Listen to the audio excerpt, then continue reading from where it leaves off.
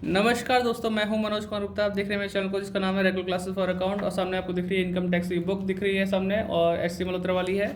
Chapter चल रहा है residence and tax liability. Question number 16 चलेगा। 16 क्वेश्चन को पढ़वाते हैं, आपको समझाते हैं कैसे कैसे हो रहा है और फिर करके दिखाएंगे, ठीक है। तो सामने आपको क्वेश्चन दिख रहा है 16, अब करीब से दिख रहा होगा। तो यहाँ पे पढ़ते क्या लिखा है, following are the income of Shri Amarnath for the financial year 2020-21, ठीक है। इसमें लिखा है interest on saving bank deposit in Allahabad bank Delhi. Delhi में इंटरेस्ट मिला है, सेविंग बैंक में जमा है, तो तीनों में टैक्सेबल है इस तरह से माना जाए तो, है ना, तीनों के लिए। तो रेजिडेंट, नॉन रेजिडेंट और एनसीआर यानी एनओआर, मतलब एक तो एनओआर हो गया और एक हमारा नॉन रेजिडेंट हो गया। तीनों के लिए रहेगा ये हमारा, ठीक है। कोई दिक्कत तो नहीं। Income from agriculture in south. फिर आगे लिखा है income from agriculture in Africa invested in Nepal. Africa में आपको इनकम हुई, आपने इन्वेस्ट की नेपाल में, दोनों ही बाहर है इंडिया से बाहर, तो बढ़िया, जहाँ की है बाहर की बाहर रखो, एक में ही आएगा, ठीक है। आगे लिखा dividend received in UK from American company out of which 2000 were remitted to India. 2000 जो भेजे से मतलब कुछ भी नहीं होता, ये इग्नोर करना है सिर्फ। फिर इतना ही पढ़ना है, dividend received in UK from American company, बाहर का डिविडेंड बाहर ही रह गया, एक में आएगा, बाकी दो में नहीं आएगा, ठीक है।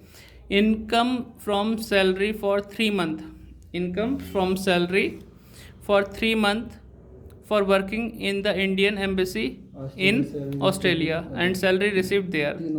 तो ये इंडिया से भेजा गया, वहाँ पे काम कर रहा है, और यहाँ का बंदा वहाँ पे जाके काम करता है, और इसे इंडियन एम्बेसी से पैसे मिल रहे हैं, ठीक है, ऑस्ट्रेलिया में। तो इंडिया से कमाई हुई इनकम बाहर प्राप्त करा, इस तरह से माना जाएगा, और ये तीनों में आएगा, ठीक है। कंप्यूटेड मतलब ये अमाउंट कंप्यूट करके दे रखी है, जितने मैंने ये सैलरी बोली, 72,000 तीनों में। फिर लिखा income from house property, the building is situated in Pakistan. Income from house property बोल दी, बिल्डिंग कहाँ सिचुएटेड है, पाकिस्तान में, out of which 10,000 deposit in bank in Pakistan, balance remitted to India. Balance का मतलब है इसका कुछ नहीं होना, रिमिटेड टू इंडिया जो बोला है उसका कोई पॉइंट सॉल्व नहीं होगा। फिर सोचो आप कि इनकम हाउस प्रॉपर्टी से मिली, जो कि प्रॉपर्टी थी पाकिस्तान में, वहीं पे मिली, वहीं जमा करती, तो सिर्फ एक में आएगा ये। Pension income in Belgium for service rendered in India with limited company, तो ये तीनों में आएगा, ठीक है। तो इसे करके दिखाते हैं आपको, है ना, सॉल्व करते हैं, फिर मिलते हैं, लिख के दिखाते हैं। तो स्टेटमेंट आपके लिए पहले ही लिखवा रखी है अच्छे से, तो ये आपको देख सकते हैं कि यहाँ रेजिडेंट है, एनओआर है, यानी कि नॉट ऑर्डिनरी रेजिडेंट, और ये एनआर है, ठीक है, वो थोड़ा बड़ा सा है, ध्यान रखना, एनआर नॉन रेजिडेंट, ठीक है। यहाँ लिखा interest on saving bank deposit in Allahabad Delhi, Allahabad, फिर क्या लिखा था, इलाहाबाद बैंक दिल्ली। तो इंटरेस्ट कितना मिला, 1200 रुपये मिला ना, तीनों में लिख दो 1200, कोई दिक्कत तो नहीं, देख पा रहे हैं 1200, ठीक। फिर लिखा income from agriculture in Africa invested in Nepal, इस सिर्फ एक में आएगा, बाहर की इनकम बाहर ही रह गई, तो इस हिसाब से सोचते हुए 10,000 रुपये की इनकम थी, ठीक, बाकी इनमें कुछ नहीं आएगा।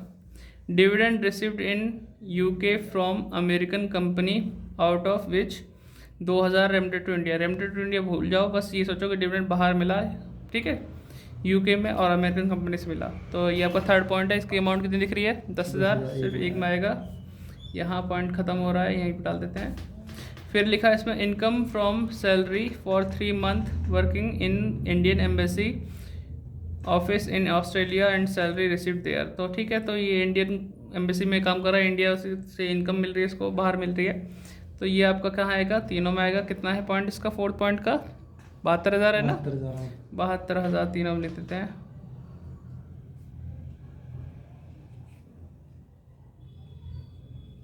ठीक है। फिफ्थ पॉइंट है income from house property, building situated Pakistan में, और वहीं पैसा जमा किया और कुछ आपको इंडिया में भेजा है। भेजने वाला पॉइंट हम लिखते नहीं, इग्नोर करते हैं। तो हम सोचेंगे जितना कमाया, कितना था इसमें हिसाब किताब, 15,000, टोटल 15,000 था, तो टोटल 15,000 एक में आ जाएगा, 5 पॉइंट, ठीक है, बाकी खाली। पेंशन जो बेल्जियम में रिसीव की है सर्विस, ये क्या लिखा था पूरा पूरा, pension income in Belgium for service rendered in India, service rendered in India, India तूने नहीं लिखा, ठीक है, विद अ लिमिटेड कंपनी, बीच नहीं है, ठीक है। स्टेटमेंट थोड़ा गलत है। विद लिमिटेड कंपनी, तो इंडिया वाले से रिलेटेड है। तीनों महंगा 20,000।